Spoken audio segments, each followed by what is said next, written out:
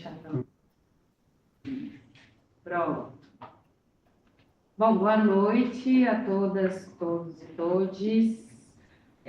Eu sou a Laísa Ferreira, eu estou aqui para mediar a mesa de filosofia africana com o professor Luiz Thiago Freire Dantas, que é doutor em filosofia, especialista em educação das relações étnico-raciais, professor de filosofia da educação da UERJ, autor da premiada tese de doutorado Filosofia desde a África, Perspectivas Decoloniais, e é integrante do GT de Filosofia da Libertação Latino-Americana e Africana da ANCOF, Associação Nacional de Pós-Graduação em Filosofia. Nós também estamos aqui na mesa com o José Alves, nosso querido colega da casa, com mestrado em Ciência Política, formado em Filosofia, integrante do GEFA, organizador dessa mesa. E vou passar a palavra ao professor Luiz, para que ele possa começar, depois passo para o José, e aí a gente abre para as perguntas, tudo bem? Bem-vindo, professor, fique à vontade, a palavra é sua. Boa noite, né, todas e todos e todas. Muito agradecido novamente, assim, pelo convite, né, aqui. Já é a terceira vez que eu participo, né, das atividades da Unicamp, né, que eu fico bem feliz mesmo, assim, pela recepção, desde lá o início, né, desde a de ensino de filosofia, não me engano, duas de ensino de filosofia, né, digamos que acho que foi contribuir um pouco, e agora nesse momento na semana de filosofia, né, e José Vitor sempre fazendo essa interlocução, né, a gente já se encontrou uma vez no Copene, né, acho que foi aí até em Belém do Pará, eu acho. Não, foi em Uberlândia, né, que a gente se encontrou, então sempre solícito, assim, né, fazendo todo esse campo. Então, meu agradecimento mesmo, né, por fazer aqui. E aqui eu também trazer um pouco para vocês, né, uma ideia da filosofia africana, das filosofias africanas, né. Aí eu fiz aqui pequenos, né, slides, assim, meio para acompanhar. Vou tentar compartilhar aqui para ficar mais visível, né? Deixa eu ver se vai abrindo.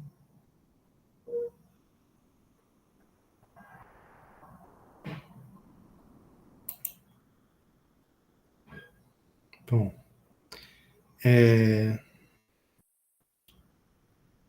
tem alguma questão? Ah, estava aparecendo agora. Então, aqui, né, um pouco de pensar, né, sobre filosofia africana, sempre tem uma questão que sempre se aparece, e aqui eu vou tentar, hoje, tentar fazer, como posso dizer, uma introdução de algo maior que eu quero desenvolver, não sei se vai ser um artigo, um livro, um projeto, né, de pensar sobre filosofias africanas na sua, não definição, mas na sua atitude, né, digamos assim, filosoficamente falando. E aí, por mais que a gente possa tentar uma definição, acho que escapa, né? E teve eu estava lendo, né, uma participação de uma qualificação de uma tese, não era nem sobre filosofia africana, era mais sobre samba, em um certo momento a pessoa coloca a questão do método como a dificuldade, né, do método para poder desenvolver a tese. E aquilo me ativou, assim, pensei assim, o que eu realmente estou procurando, assim, sempre, né, nos estudos de filosofias africanas, pelo menos ali desde 2013 ali para cá, no fundo, é uma questão de método, né? Buscar qual método que melhor explora as potencialidades das filosofias africanas, principalmente numa questão chave que eu venho explorando muito forte desde a minha tese, que nós estamos na diáspora, né? Então, por mais que ao comentar a filosofia africana eu queira fazer relatos, né, tecer comentários sobre filósofos africanos e filósofos africanos do continente, isso está invado pelo meu pertencimento diaspórico, né? E aí, com toda a complexidade que isso tem. E aí eu pensar sobre isso, o que a diáspora africana, especificamente, propicia, modifica sobre o que é a filosofia, né? E aí daí vem uma questão do método, né? Que método melhor apresentar? E foi uma questão que tá me vendo, assim, eu tô tentando me aprofundar, e aqui, né, são os primeiros momentos de exposição pública de algo inicial, né, que eu quero pensar com vocês. Aí, como estava vendo no convite e tudo mais do evento, eu vi que tem uma homenagem a Lélia Gonzalez, digamos assim, a semana, né? Tem como um grande foco. E aí eu encontrei essa passagem da Lélia, né? Que simboliza, eu acho que é um epígrafe dessa apresentação, que eu acho que tem muita coisa ali, né? Que vai ser justamente o que eu quero tratar com vocês aqui. Ela vai falar numa série de entrevistas que ela faz com certas mulheres negras, com suas, né, apresentando suas dificuldades. Até esse trecho que eu acho que é singular, né? Que ela vai falar o seguinte, né, Lélia, né? Uma das mulheres que entrevistei, Maria, relatou as dificuldades de uma menina negra pobre, de pai desconhecido, confrontada com o sistema de ensino unidimensional, isto é, eurocêntrico, centrado em valores que não os dela, né? Então, essa caráter de pensar o ensino, né, digamos, ensino unidimensional, de um sentido só, né, de ter apenas uma visão sobre, quer dizer, eurocêntrico, no caso. Quando falou da dificuldade no aprendizado, Maria também criticou atitudes dos professores autoritários e colonialistas, que já de saída desprezam a pobreza e a negritude em favor das práticas e métodos de conhecimentos por excelência, né, aqueles da classe, raça e sexos dominantes, né. Então, o quanto que nossa atitude como professor e como professora, se for no caráter unidimensional, né, nesse sentido que ela está fazendo esse processo, como a gente não enxerga os valores pelos quais não podemos compartilhar durante o processo, né, de sala de aula, por exemplo, né? E que uma coisa que eu, na filosofia da educação, tento explorar um pouco, né, é que parece óbvio, né, algo óbvio, mas que se passa, é que quando estou ensinando, desde Paulo Freire, isso também não é novo, né, quando está ensinando algo, a gente também está aprendendo, né, e não só apenas aprendendo, nós estamos ensinando a nós mesmos, né, porque um conteúdo, um tema, como é que eu vou ensinar para alguém? Isso vai ser sempre modificado. O público pelo qual me encontro é um desafio constante. Então, a maneira como ensino um conteúdo para um público vai variar dependendo da singularidade mesmo. Então, ter essa atenção para os valores que o público tem, no caso aqui, né, da Maria, que ela relata, né, falta-se a esse professor autoritário e colonialista que quer impor sua visão de mundo perante o outro, perante a outra, no caso, né. Então, isso que é um pouco, né, tomar exatamente essa ideia da filosofia africana que motiva, porque quando se fala filosofia africana, um dos pontos de crítica, eu acho, que se vem na cabeça, é que parece que vai ter que remodificar todo o sentido que nós entendemos como filosofia.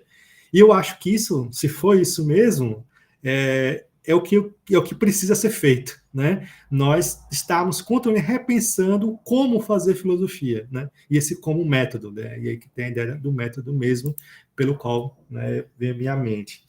Aí tem uma filósofa nigeriana, né, Akiru Zevu, que ela tem um relato, um pequeno um capítulo de um livro, né, que é organizado por Yonke Oyomi, e várias feministas e mulheristas, né, africanas, não africanas.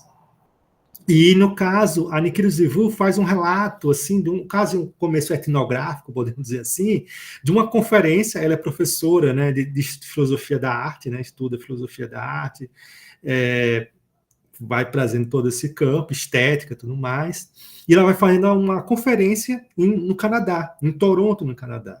E ela observa certas, digamos assim, naquele evento ali, certas posições das mulheres brancas perante as mulheres não brancas, né? E ela vai percebendo como isso vai sendo, digamos assim, compartilhado, repassado. Isso independente, digamos assim, do nível, né?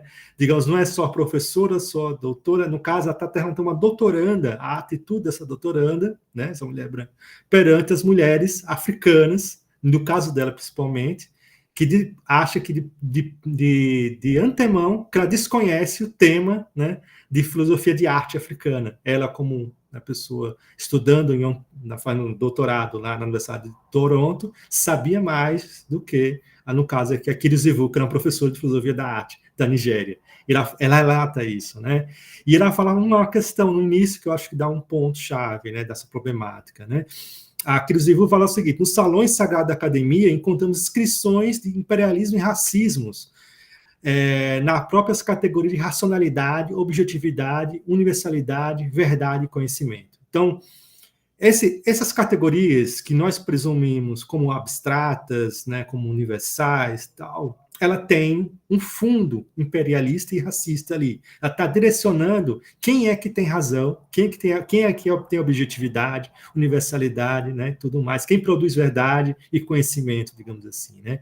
E essa racialização adquire uma força excludente, que vai ser usada de 3 maneiras, né? Barrar a entrada de pessoas, né, e povos não europeus, delegitimar estudiosos não europeus que sabem e contribuem para o trabalho teórico e tolerar preconceitos acadêmicos, irrelevâncias, meias-verdades, interpretações problemáticas sobre os outros por parte de pessoas intelectuais brancas. E aí esse terceiro ponto eu quero chave isso aí, né?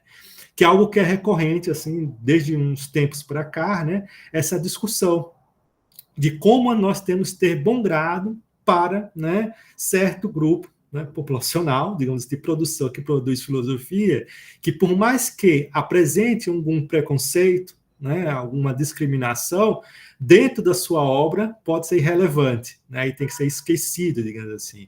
E pode ser que, né, mesmo que essa produção de conhecimento que possa, em algum sentido, ter essa recorrência dessa opressão, ela vai ser, digamos, subjugada pela contribuição maior, por mais que seja, no fundo, tocada nisso.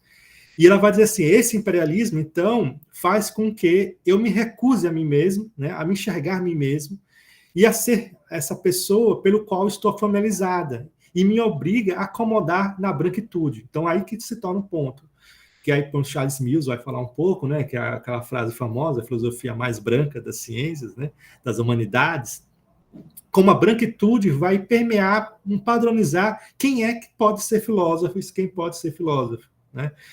E aí o que está a branquitude, como a gente vai saber, né? Branquitude não é apenas a cor da pele, mas uma relação de poder, né, de sustentação de poder. É aquilo pelo qual naturalizamos como questões sociais que esperamos que certos grupos populacionais ocupem centro de poder, né? E assim nós queremos sempre ter essa recolocação. Então, a branquitude vai dar uma padronização, um método pelo qual, como produzir conhecimento, né? E aí tem que seguir esse método, né, para se colocar. E a branquitude vai dizer, então, não só o método, né, teórico falando, mas como se comporta, que palavras podemos utilizar, né? E tudo isso vai ser colocado, né, nesse padrão da branquitude, assim. Então, esse processo da branquitude faz com que ela seja algo que vai produzir invisibilidade, né? Você silencia esse outro, né, para que ele seja igual a mim mesmo, né? Esse eu, digamos assim, da branquitude, né? Então, nessa singularidade ou igualdade perante a mim mesmo, eu não percebo a dessemelhança, a diferença, né? O estranho. O estranho é sempre o exótico, né, o primitivo, o selvagem, que precisa ser educado, ser corrigido, né, e a educação não ser de correção aqui, né. Então você precisa corrigir aquela pessoa para aprender certas verdades, certos conhecimentos, para poder adquirir. E aí tem um ponto-chave da filosofia, né? Eu digo isso, a filosofia foi usada como instrumento colonial, né? De imposição colonial, uma colonização do conhecimento e da existência mesmo, né? Quando se diz que um povo não possui filosofia, você está dizendo que ele tem uma pouca humanidade, ou tem um desvio de humanidade, porque nós, socialmente, né, ocidentalmente, assim, compreendemos o que da filosofia como um grande produtor do conhecimento humano, né? Aquele momento que a pessoa consegue explorar todos os limites possíveis, né, dentro da realidade, assim, os princípios, fundamentos e tal. Então, se certos povos não têm filosofia, então não alcança esse ápice da objetividade, da sistematicidade, da racionalidade, etc., e vai seguindo, né? Então, essa invisibilidade ausenta, né, a própria branquitude de culpa, né? Então, ela não tem mais culpa, ela nunca é a vítima, né?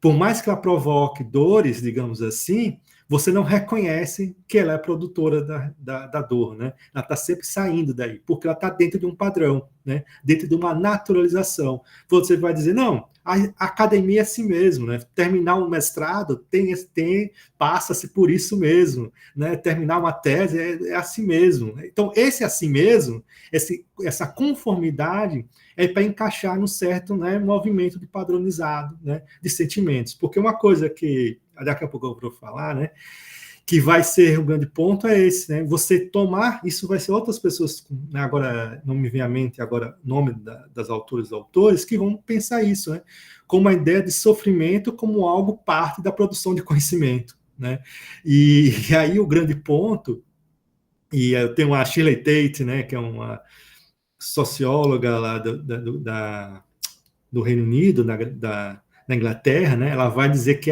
pegando a partir da Audre Lorde, né, que a raiva, que é o grande propulsor dela, né, é a partir da raiva que ela produz todo o conhecimento, toda a questão. Né.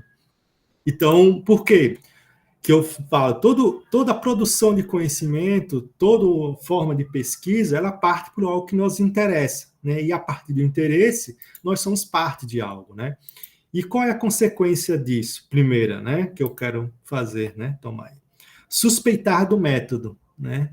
Que método é esse pelo qual nós temos que, digamos assim, desenvolver para produzir, né, uma tese de filosofia, uma dissertação, um TCC, um artigo de filosofia, né? Por que tem que ser esse método? E isso eu falo de uma questão biográfica minha mesmo, né? Minha graduação e meu mestrado, né, ele vai, digamos, pela filosofia alemã, né? Vai estudando Nietzsche, Heidegger, esse pessoal todo. E eu tinha toda uma dificuldade, digamos assim, na escrita, de tentar reproduzir, tomando a ideia, né, que a escrita filosófica tem que ser daquela maneira. E eu sempre entrava no fracasso, né, porque eu não conseguia reproduzir aquele modelo. Então eu começava a desconfiar de mim mesmo, da minha própria capacidade, porque eu não conseguia. Minha escrita era sempre truncada, sempre. Quando eu fui nessa abertura, né, terminando para a filosofia africana, e aí com a filosofia latino-americana também junto, eu fui percebendo o quê? Um dos pontos, que é a escrita. Né? A escrita filosófica não é determinada por um modelo. Né? Eu posso experimentar filosoficamente a partir de vários tipos de escrita e ser mais eu na escrita, digamos assim. E aí foi que eu consegui ser mais, digamos assim, mais, né, leve na escrita, digamos assim. Nada não estar, né, nunca longe de estar boa escrita, mas me sinto melhor escrevendo, né, do que antes. E a partir dessa suspeita do método, então, tecer vários caminhos, né? E aí eu brinco da ideia porque a ideia de método, né, aquela ideia do grego, métodos, né, que é caminho, né, que vai dessa ideia. Então, vamos tecer vários caminhos perante uma questão, uma problemática, né? Então, essa problemática que nos acomete, né, socialmente, né, ela pode ter vários modos de interagir com ela, não tem apenas um meio, né? E esse é o grande ponto. Daí, com isso, para fazer isso, que é a grande dificuldade, desafio, né? O Lewis Gordon, ele tem, né, um filósofo estadunidense, ele tem um artigo, né, Descolonizando o Conhecimento, ele fala um pouco sobre isso, sobre a ideia do método, né? De uma colonização no nível metodológico, né? Você que vai fazer exatamente isso que estou falando agora há pouco, né? Então, dentro desse quadro de referências, né, do colonizado, né, que vai continuar a colonização, né? Então, você vai reproduzindo todo aquele cenário, e aí é a grande dificuldade que se tem, né? E aí eu vou já antecipar algumas coisas, né?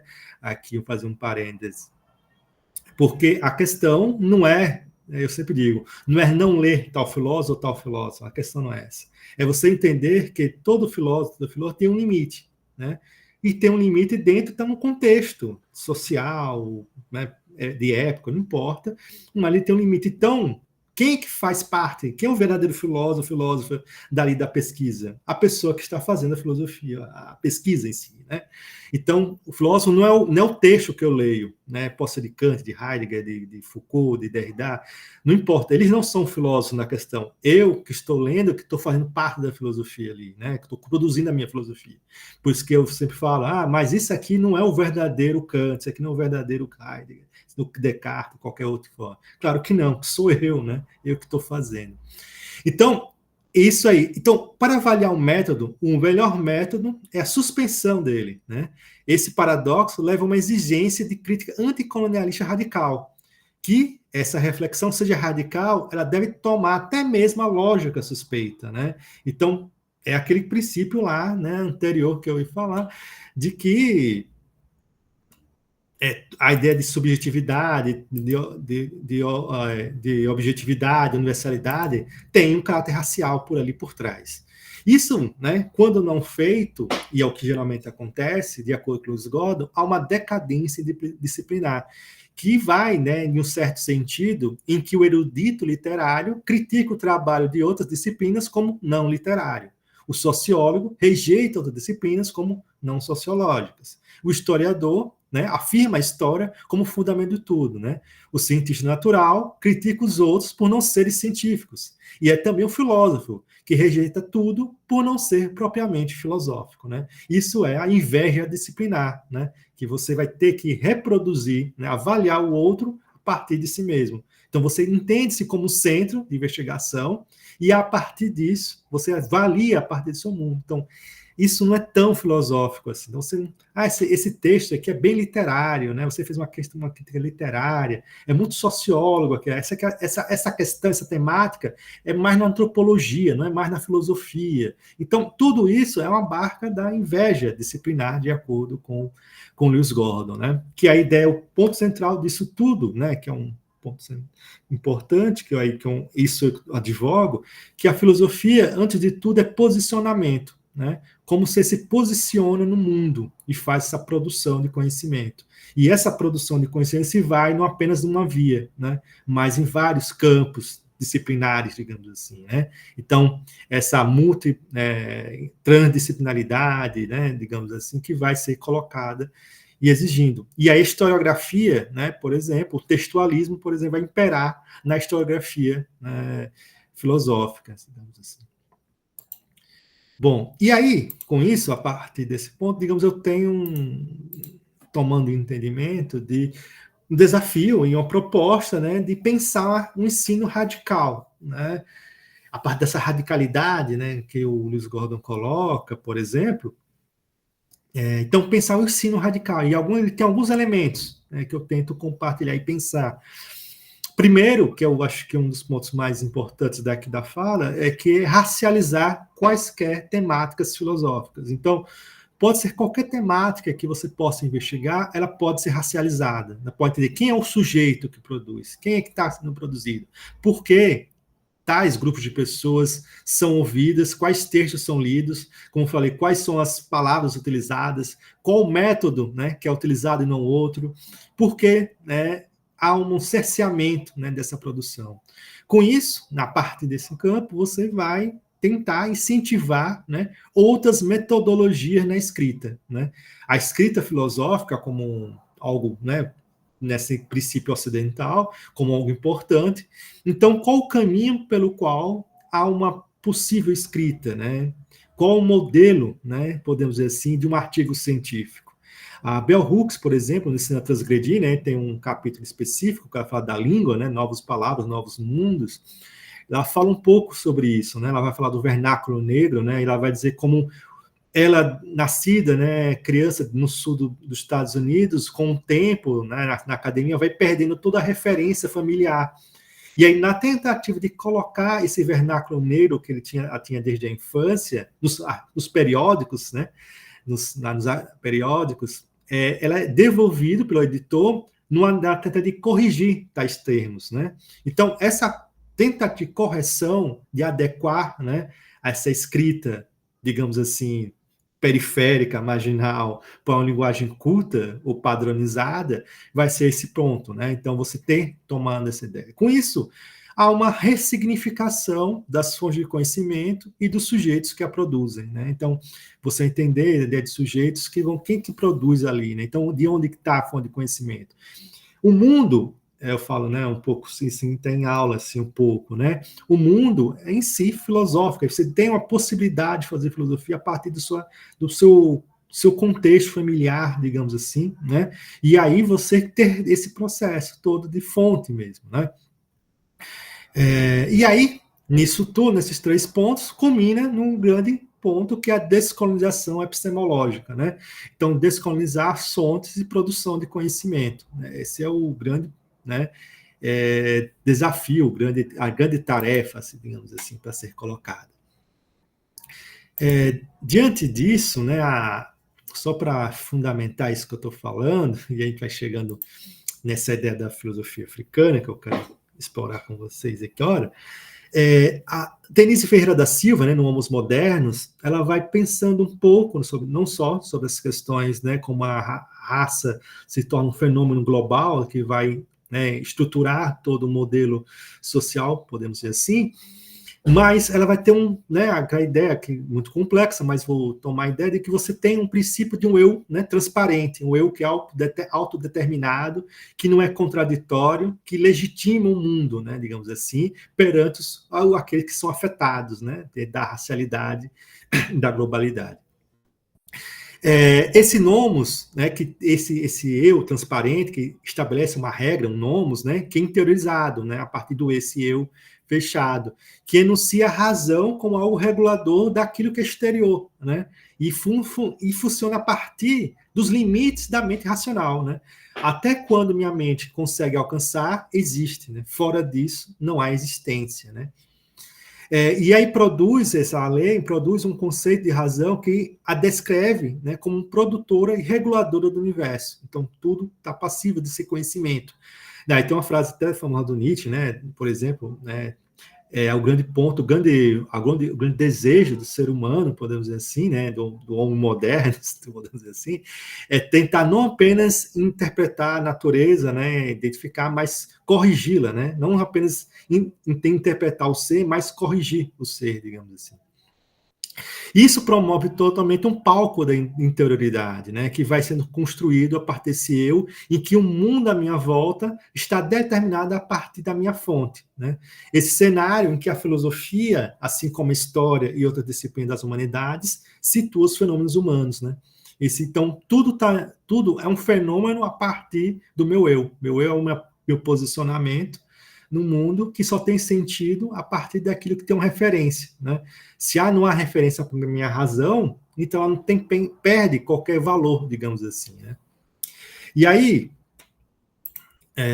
dentro desse processo, aí eu vou para explorar, para, digamos assim, provocar, né?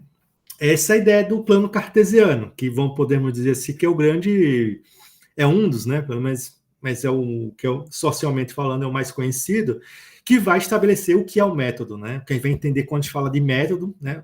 Logo vem à mente a questão do Descartes ali, e o plano cartesiano simboliza muito bem isso que eu quero falar, né?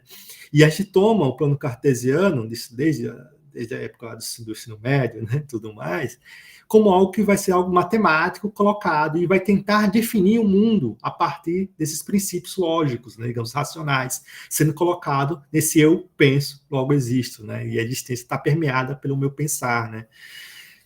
Então, e aí, como você sabe, né, não preciso falar muito, você tem o primeiro, segundo, terceiro e quarto quadrante, né, em que o primeiro quadrante é totalmente positivo, o segundo quadrante tem uma positividade, uma negatividade, o terceiro quadrante é só negativo, e o quarto quadrante é positivo e negativo, né, digamos assim. E aí, o que eu faço para provocar, né? A gente for seguindo esse campo, e a partir da estrutura, até tomando a própria ideia da Denise, na verdade. Eu confesso que foi influenciado pela Denise que eu pensei isso, né? Que aí você tem, né, a ideia do sujeito como um grande valor positivo, né? Digamos assim, valor 5 ali, né? Digamos assim, um grande valor positivo, o sujeito, que tem sua contraposição imediata, o mundo. Um mundo pelo qual ele tem uma positividade e uma negatividade junto, atuando. Né? O sujeito se existe a partir dessa oposição ao mundo. Dentro do sujeito, podemos dizer assim, 3 elementos que são fortes, digamos assim. A filosofia, tem uma positividade, né, boa ali, a mente ou a razão, que tem sua positividade também ali colocada, e o método, que está nessa junção entre a filosofia e a razão, né? Porque o grande ponto do Descartes é esse, né? Não é apenas descobrir a razão, né? Descartes não vai descobrir um método, vai desenvolver um método pelo qual nós podemos alcançar nossa capacidade racional, entendermos como seres racionais, né? E a partir daí poder produzir ciência. Do outro lado, num sentido positivo e negativo, no segundo quadrante, que está o mundo, né? Você tem os saberes, e aí é o ponto forte. Então, os gregos têm filosofia, os outros povos têm saberes, complexos até, mas são saberes. Então, tem uma positividade, você reconhece uma complexidade, mas são saberes. Então, tem algo menor do que a filosofia, digamos assim. Tem uma negatividade ali, seja por endogenia, seja por particularidade, seja por qualquer elemento que você possa ser colocado.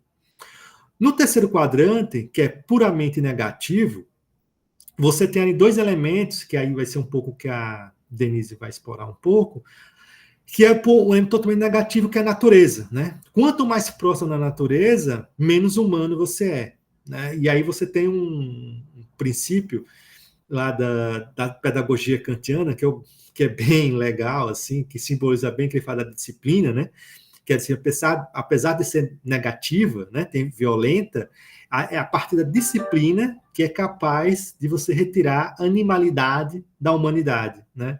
Então, o princípio educacional para o Kant, nessa disciplina, é você se afastar a pessoa totalmente da sua animalidade, né? E a natureza, um grande elemento, assim. Então, você tem que se afastar cada vez mais da natureza. E doravante, o corpo. O corpo é esse elemento de expressão da natureza maior, né? Que vai sendo colocado, que é também negativo nesse princípio moderno, podemos dizer assim, né? Nas discussões vão ser colocadas, mas vamos dizer, mas tem filósofos modernos que privilegiam o corpo, mas o que vai ser um grande mainstream, né? O que vai ser colocado o grande orientador, digamos assim, quando a gente vai pensar a modernidade? São alguns filósofos que vão estar nesse campo. E o Descartes, a gente tomando com essa figura como símbolo maior, que vai ser colocado nesse processo, né? O corpo vai ser colocado como algo que vai produzir desconfiança contínua, né? Já no outro quadrante, no positivo e negatividade, você tem espiritualidade, né? Que aí eu boto espiritualidade, você pode ser magia, o sobrenatural, né? O mágico e tal, que pelo qual falta-se um pouco de razão, de colocação mais mental, né? Mas sendo formada disso, né? Sendo colocada nesse processo. E aí pensar, bom, se esse aqui seria um grande campo, né? Quem for pensar um método moderno, né? Todo esse campo, qual seria a parte da filosofia africana que a gente poderia, né, explorar para se contrapor, né? E aí que eu venho aqui com a proposta de pensar a parte da filosofia africana, né? É um autor que eu estou lendo mais recentemente, que está me estimulando a vários pensamentos, assim, a várias indagações, que é o Busenk Fukiao, né? Num livro que saiu recente, traduzido, né? O livro africano sem título, né? Que fala do Cosmogabá Congo, que ele vai sendo colocado alguns pontos. E aí, se a gente for pensar até numa similaridade com o plano cartesiano, né? Que ele vai ter também todo um eixo vertical e horizontal, em alguns pontos, os quadrantes, digamos assim, do plano cartesiano aqui não são algo predeterminados por positividade e negatividade, né? Mas a partir de um processo, digamos assim, de uma manifestação, de um envolvimento, né? Que aí do humano com o mundo, né? O humano e o mundo é algo que pelo qual está sempre presente. E por que o humano não estou colocando? Porque a ideia Bakongo, né, dentro da estrutura Banto, e o que seria Banto, né, uma tradução, seria humanos, né, que a gente vai descobrindo, né, que foi os colonizadores que vão chegar aqui, né, a partir desse princípio, né, falam que tudo aqui é Banto, dessa linguagem Banto. E, na verdade, tem toda uma complexidade linguística que se difere nesse campo de construção. Mas, né, Banto, uma tradução, seria povos, né, povos humanos, que tem o singular, que é Muntu, né, que seria humano, né, e tudo mais. Bom, e o Cosmogama Congo, ele tenta, né, a parte ali do Congo, ali sendo colocado um pouco, tentar entender o funcionamento do ser humano no mundo, né, como ele se posiciona, né, não só no nível cosmológico, mais geral, mas também do dia a dia, né. Você tem o Kala, que seria o início, né, digamos assim, o princípio ativo, né, o acordar, digamos assim. O Tukula seria o amadurecimento, o despertar mais máximo do dia, né? O meu dia, se pode dizer assim, o Tukula. O Luvemba, que é o adormecer, o pôr do sol, né? Que vai se preparando para a noite. E o Mussone é o grande ápice, né? Digamos assim, espiritual, à meia-noite, né? A preparação para um novo, né? Um novo dia. E aí, esse Prosekala, Tukula, Luvemba e Mussone, ele é separado, né, por uma linha horizontal que é a Kalunga, né? Dentro das umbandas, principalmente, né, a Kalunga vai ser o grande cemitério, digamos assim, né, seria o nome do cemitério, que é permeado, por exemplo, pelo Oceano Atlântico, né, o Oceano Atlântico é a grande Kalunga, né, e você entender, aí tem todo um processo, a Kalunga com esse processo que vai dividir o mundo visível, o Sek, do mundo invisível, Pemba, né, e você tomar que o fundo do mar, né, na linha mais, digamos assim, mais uma tradução mais literal, esse aqui, não é explora, mas instigando nisso, né? Essa calunga que vai dividir esse fundo lá no fundo do mar, como esse fundo invisível, né? Espiritual invisível, e todo o processo de transatlântico, de escravidão transatlântica, que muitas pessoas foram, né, jogadas, mortas ali dentro, ali todo esse campo, simboliza cada vez mais esse princípio Congo, né? Digamos, do Congo. E o ser, que esse mundo visível, né, que está sendo colocado. Então, esse Kala, Tukula, Luvema e Mussone vai sendo um processo que você não tem uma negatividade e uma positividade. Você não tem um corpo, né, e uma razão, né? Não tem uma mente, né? Não tem razão e emoção. É algo conjunto, sempre voltado. Isso aqui também, de acordo com o Busen Fukiao, está envolto, né, em todo o processo de vida em nós. Né? Por exemplo, eu falo na sala de aula com aulas sobre isso, né? Falo, Cala, por exemplo, na graduação, pensando na graduação, né? Cala o primeiro período. Você entra no primeiro período, você está iniciando lá, você não sabe, está começando, né? Tucula seria mais ou menos o quarto, quinto período, pelo qual você tem todo o conhecimento da estrutura universitária, do curso, você sabe para onde vai, não sei o que e tudo mais. Luvemba é a formatura, né? Você está se preparando para formar, está terminando ali campo. E o Mussone é aquele momento de preparação para outra coisa, seja o mercado de trabalho, seja a carreira acadêmica, no mestrado, por exemplo, né? Então, que você vai reiniciar com Kala. E aí lá se vai, todo esse processo. Então, é algo constante. Então, esse movimento, de acordo com o Busen Fukiao, está sempre envolto na vida. Então, é que está. É a vida que propicia as questões. Onde estão as problemáticas? Na vida, né? Como ser colocado. Bom, diante disso, né, o Busen Fukiao, ele vai dizer algumas coisas que eu acho que dá para a gente explorar aqui rapidinho.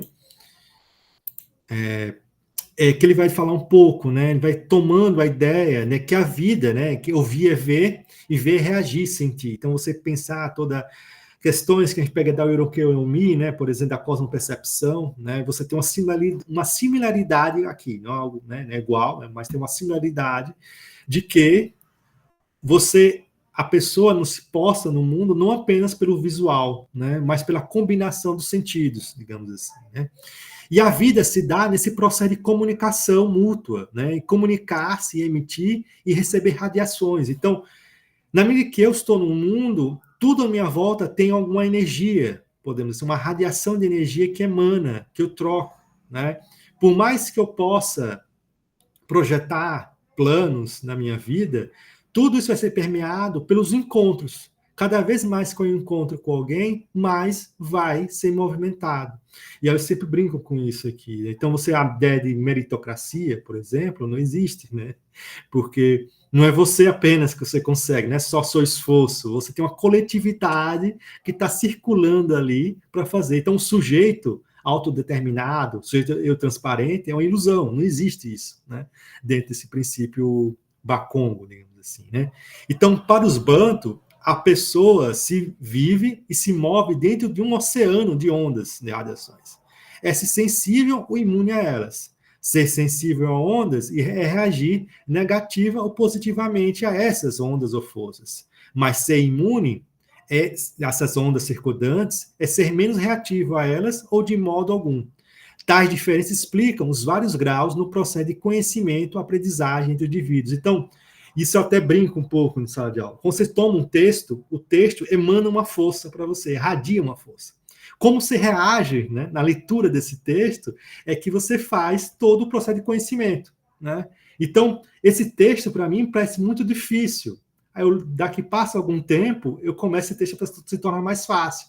Por quê? Não só porque minhas experiências nesse período foram outras que me motivaram, mas porque a minha relação com o texto se modificou ali. A onda, né, que emanou a parte da minha leitura se modificou. Então, estamos, de acordo com o Senfuk, a todo momento sendo tocados. Então, eu nunca estou sozinho. É que está o ponto, né? Esse solipsismo, digamos assim, cartesiano, é impossível, digamos assim. Porque estou a todo momento sendo tocado por tudo.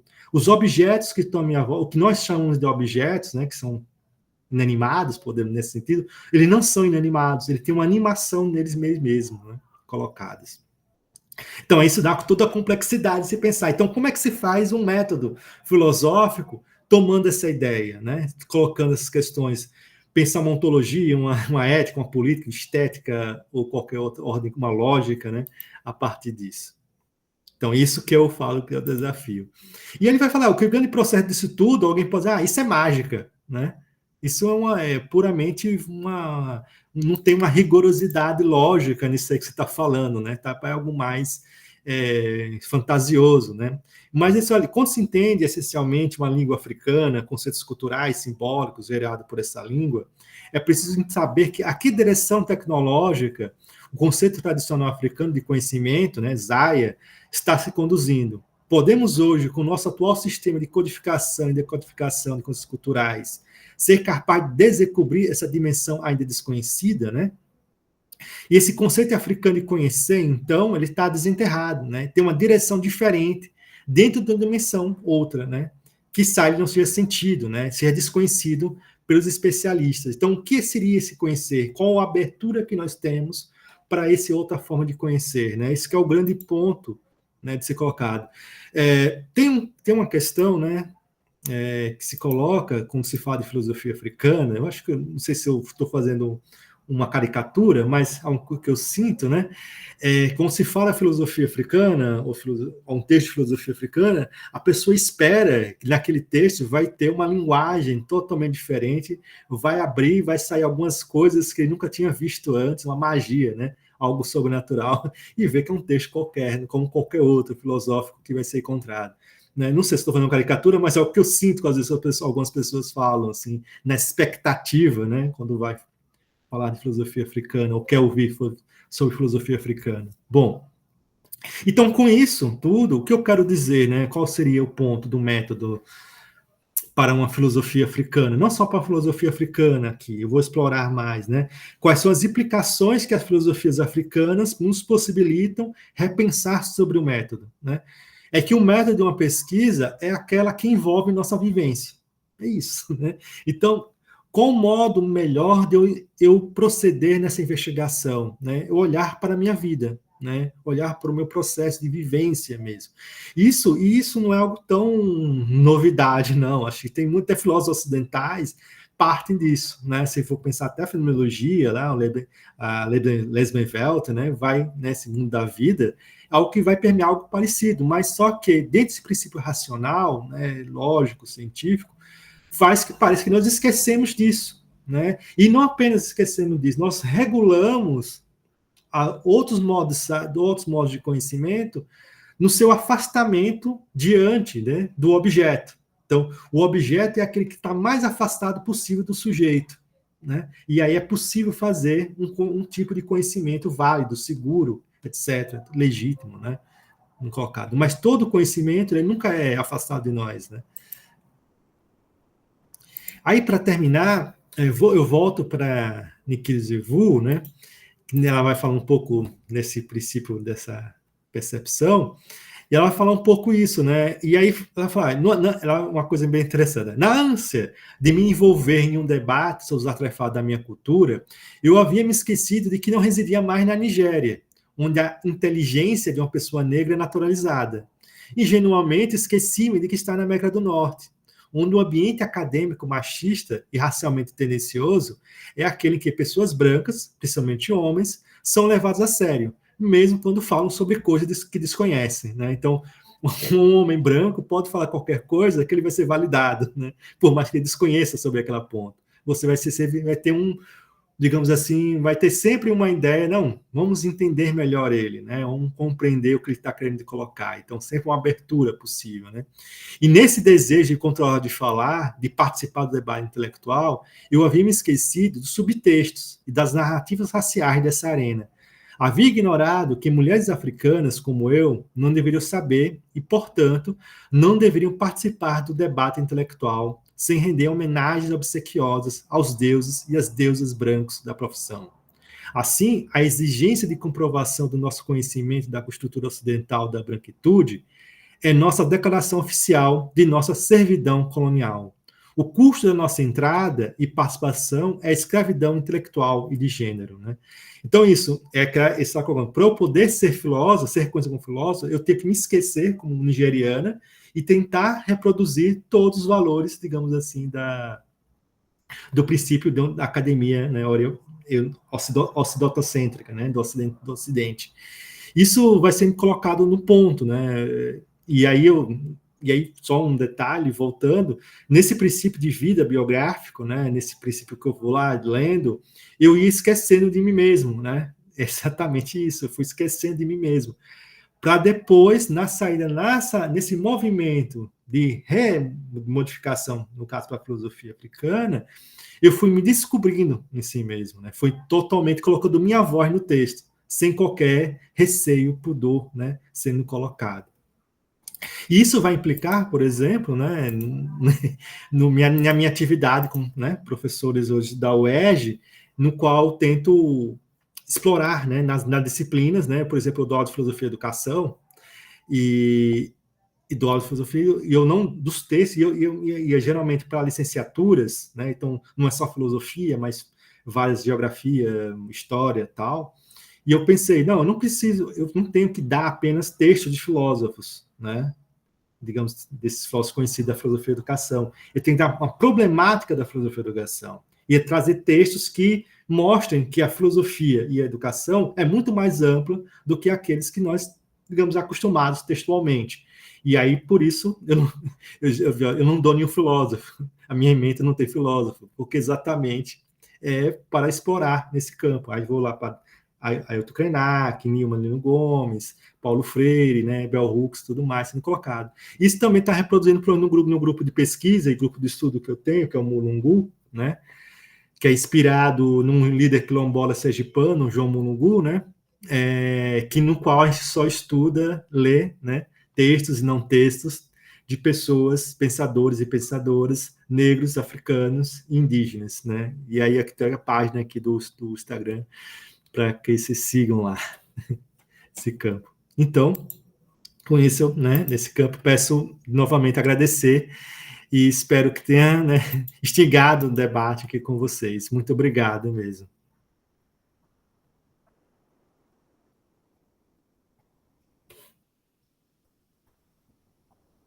Obrigada, professor. Muito instigante, com certeza. Eu vou passar a palavra agora para o José e depois a gente abre para o debate. Tudo bem? José? Muito bom. Ainda estou reflexivo, assim, massa. Muito massa poder te escutar sempre, Thiago. Tem que vir mais vezes, a gente tem que ler também, se você já tem escrito sobre isso. E eu acho que eu vou fazer uma pergunta depois, assim, então. Gostaria só de fazer um comentário em relação ao grupo de estudos, né, de filosofias africanas, afrodiaspóricas da Unicamp, GEFA. Então, vim como representante do grupo hoje comentar um pouco. Recentemente, fiz uma reflexão, né, sobre essa experiência dos 6 anos do GEFA, né, funcionou de 2016 a 2022, né, e ficou desativado por 2 anos e foi reativado neste semestre. E aí eu acredito que essa experiência traz muitas reflexões que eu acho interessantes e importantes para pensar sobre o ensino de filosofia e o ensino de filosofia africana, também o estudo da filosofia africana. E organizando essa reflexão, né, eu separei três eixos, assim, vamos dizer, né, três fenômenos, três processos envolvidos. O primeiro é o próprio surgimento do grupo, e com isso a sua formação inicial e também a sua rejeição inicial. O segundo são as atividades que foram feitas dentro da universidade, né, e o terceiro são as atividades que foram feitas fora da universidade. Então, em relação ao primeiro grupo, né, da reflexão, foi o que aconteceu, né, que a gente já vem conversando já há muito tempo, né, também, né, sobre o quanto, e você acho que aparece mesmo na sua fala, né, o quanto a filosofia africana ainda sofre uma certa rejeição, né, uma resistência, uma negação, e aqui na Unicamp não foi diferente. Então, não é uma questão generalizada, né, mas teve esse movimento, né, de negar, inclusive, a própria possibilidade, a existência de filosofia africana. Então, o primeiro tema filosófico do grupo de filosofia africana era justificar a existência da filosofia africana, né? Por que era negada, e a gente começa, né, a debater o epistemicídio nesse processo. E aí, com o tempo, né, se ampliou, né, o convencimento, né, a aceitação, né, da filosofia africana também como campo filosófico. E aí hoje, inclusive, mudou mais ainda, né? Então, a gente tem um movimento de uma abertura de agendas de pesquisa, né, da parte dos professores, eventos sendo promovidos também, como Vozes Negras, disciplinas também sendo ofertadas, né? E pesquisas também, né, de pós-doutorado, a Jéssica também está aqui com a gente, fazendo essa diferença muito importante. O segundo grupo, as atividades acontecidas dentro da universidade, não vou ficar mencionando, mas a questão é que tanto atividades que o grupo participou de outro evento, algo assim, quanto atividades que nós mesmos, por nossa iniciativa, organizamos, né? Mini cursos, etc., mesas de debate, rodas de conversa.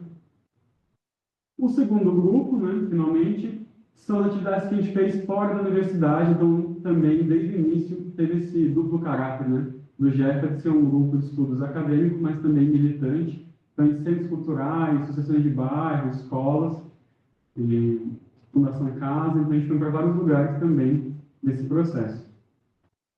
Então, alguns eixos também agora, no sentido de contribuições e questões que são levantadas, né? O que eu menciono aqui também é o seguinte, pegar minha colinha, é que apontam para os debates sobre a legitimidade, né, da filosofia africana como campo filosófico, o caráter racional e emocional da filosofia, né, e o desdobramento disso, o embasamento e encorajamento para a ação. Então, a gente também está pensando em mudança, está pensando em ação, em mudança de atitude, né, que você mencionou, e em engajamento.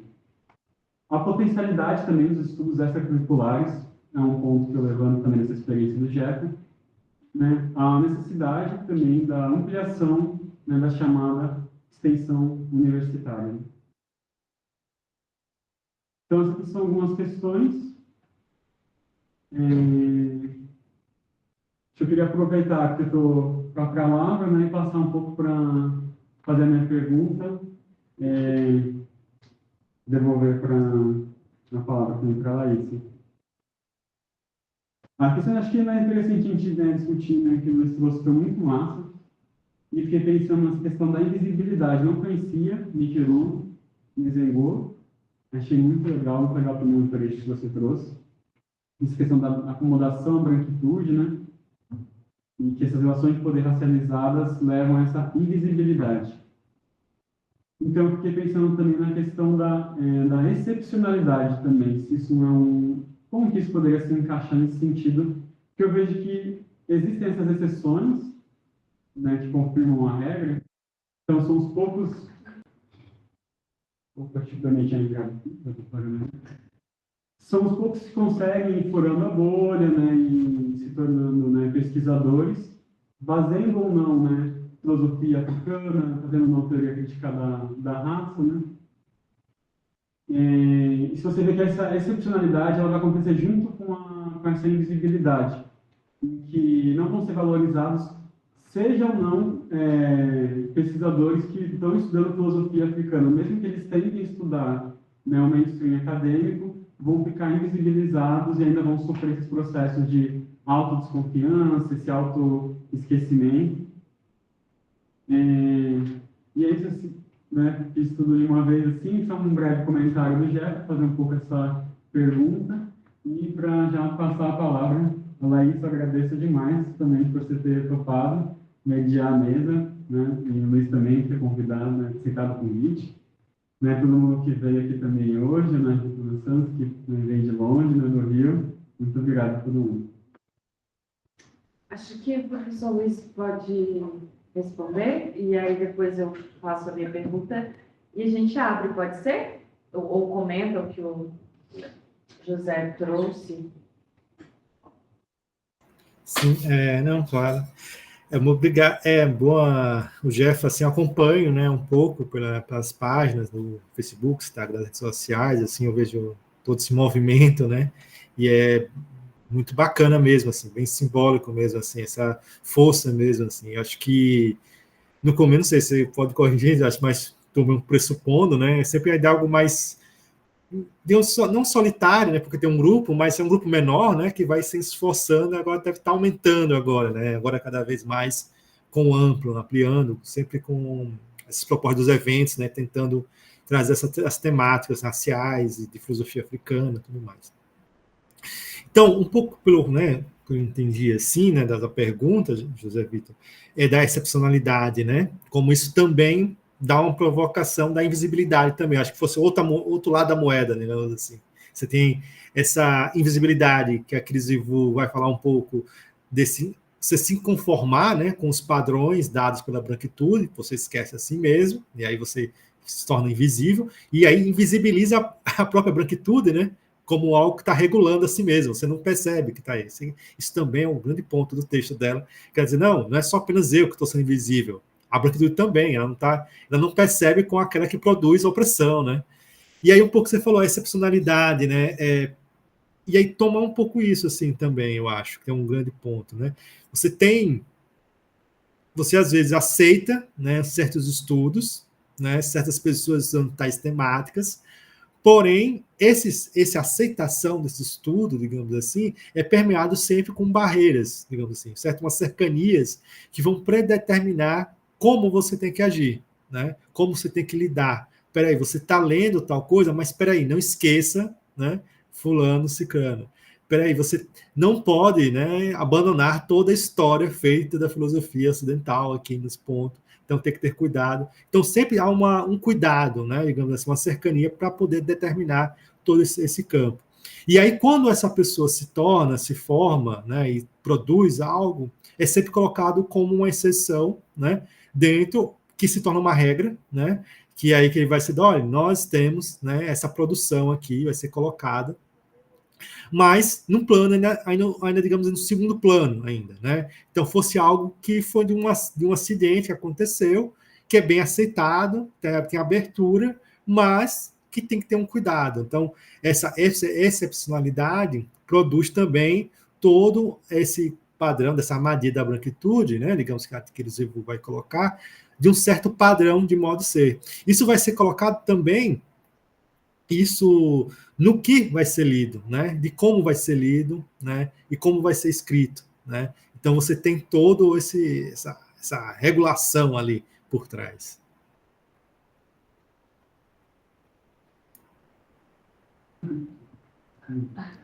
Muito obrigada. A sua fala foi muito instigante, eu consegui pensar em algumas coisas, mas eu acho que eu queria mais elogiar a proposta, né, de uma revisão do método através de um processo de sabotagem do próprio método pensado pelo Descartes, né? Eu achei isso muito interessante, e principalmente o modo como você traz a Denise Ferreira da Silva para muito mais próxima da filosofia africana do que a gente tem lido ela, né? Porque a gente tem lido ela como uma filósofa antimodernidade, extremamente radical no sentido de terra arrasada, né? Qualquer concepção ali cartesiana, kantiana, com relação às noções de espaço e tempo, tem que ser colocada abaixo para ela, né? A gente tem que acabar com as estruturas da modernidade. E aí a aproximação que você faz da Denise com a filosofia africana, acho que me dá até uma sensação de alívio de que nem tudo é terra arrasada, né? Que é possível, né, pensar algo produtivo ou positivo, usando até mesmo esse vocabulário moderno, ocidental, né? Mas justamente muito mais próximo de um viés que possibilita com que a gente trabalhe as nossas experiências, como você mesmo falou, né? E aí, nesse sentido, na verdade é mais um comentário, eu pensei eu queria te ouvir mais sobre essa relação, né, com essa possibilidade de colocar a nossa experiência, né, a partir de uma perspectiva da filosofia africana, ao mesmo tempo em que a gente tem que ficar lidando com o que você mesmo falou sobre o perfil caricato da filosofia africana, né?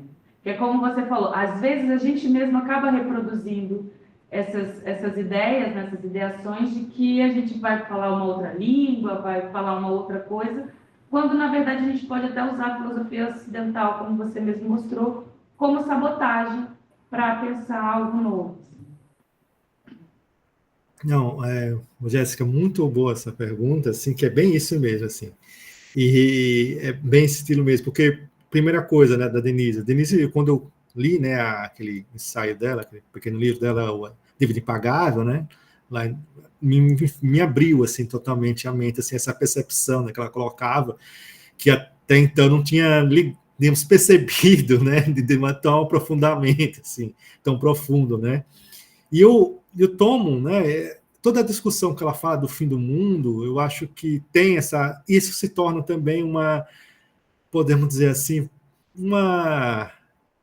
eu acho que é a branquitude ali, vamos dizer, a branquitude tentando ler como fosse algo, não, ela só quer terra arrasada, só quer destruição, não sei o quê, mas na verdade ela tem uma positividade ali de criação mesmo, ela está dizendo, olha, tudo isso aqui que foi construído está culminando nessa crise, né, de imigração climática que está acontecendo. Então, vamos pensar uma poética negra feminista que pensa o mundo implicado. O que significa o mundo implicado, né? E aí, por isso que o mundo implicado não acabei não trazendo, porque o caso do tempo, senão complicar tudo, que tem uma proximidade com o que o Busenque Fiquial vai falar um pouco ali em Cosmograma Bakongo. Porque exatamente isso, o meu eu, né, se for pensar um eu, modernamente falando, ele não está afastado do mundo, não tem essa desconfiança, é tudo uma ligação só. Né? Então, essa continuação, né, isso que um pouco a Denise vai falar. E aí, isso puxa um pouco, você falou agora que tem uma questão chave, assim, porque, primeira coisa, né, eu vou até misturar medindo as palavras, né, está gravado. Primeira coisa, ao você pesquisar e chegar à filosofia africana, exatamente que um pouco eu tento sempre trazer nas minhas falas, é que você não tem apenas um tipo de entrada. Né? Eu posso falar de filosofia africana de vários modos, várias maneiras, né? Vários campos. Até o termo filosofia africana tem conflitos aí. Né? Eu até brinco assim, porque tem a ideia de pluralizar filosofias africanas, porque a filosofia africana é muito mais complexo, não tem uma coisa só, tal, tudo bem, eu sei disso. Né? Mas eu falo filosofia africana de experiência do conhecimento, do pensamento, né? E desse horizonte de conhecimento que se torna a África, né? Não só de conhecimento, mas também de existência, ético, político, etc.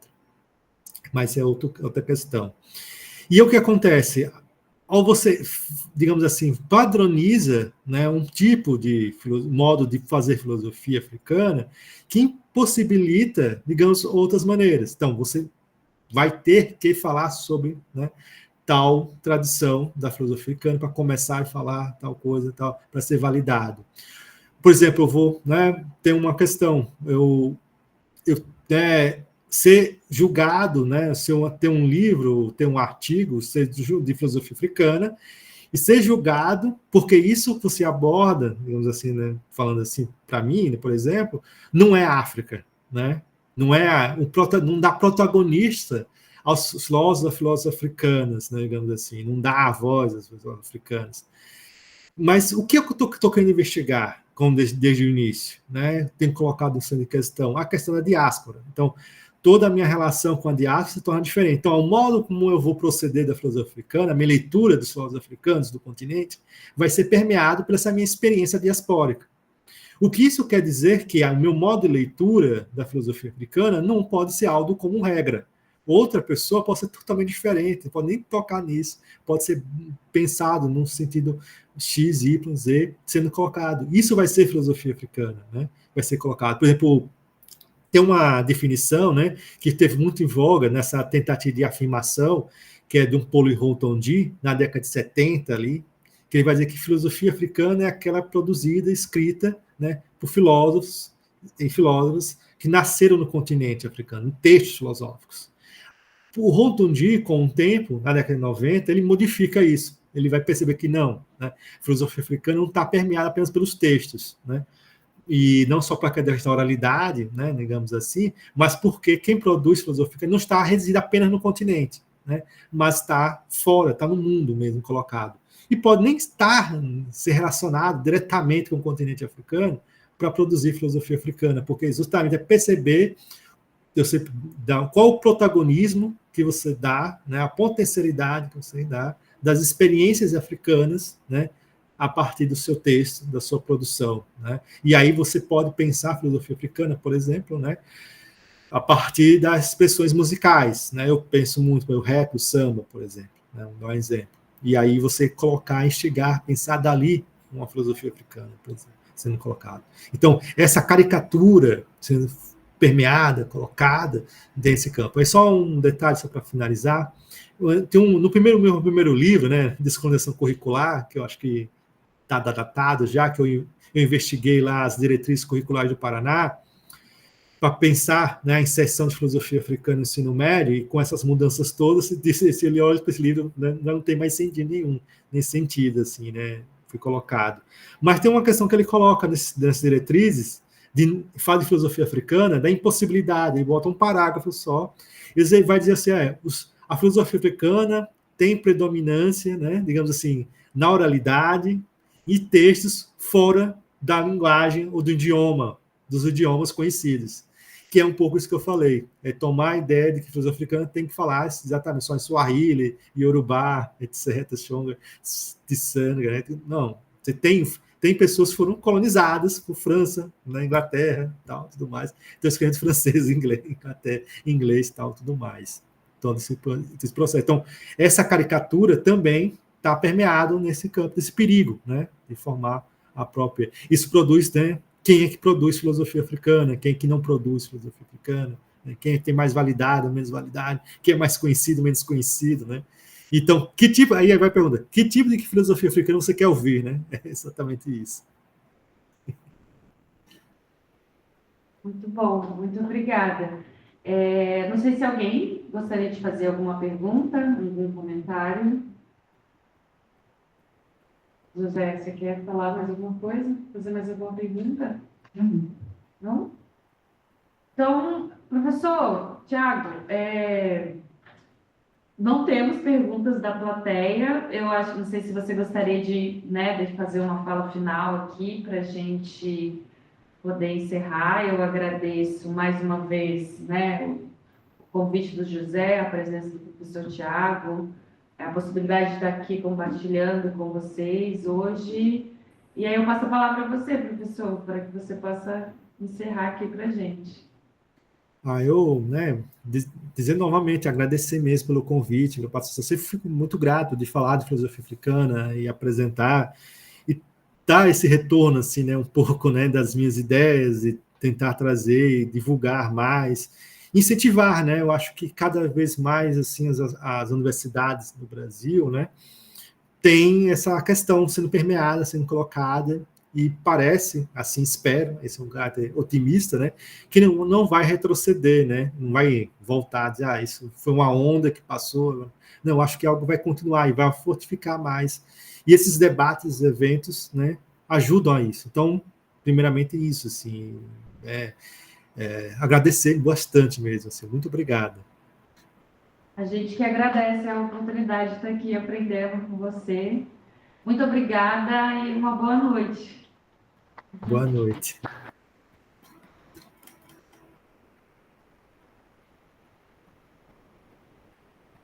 Gratidão. Vou interromper aqui. Tá?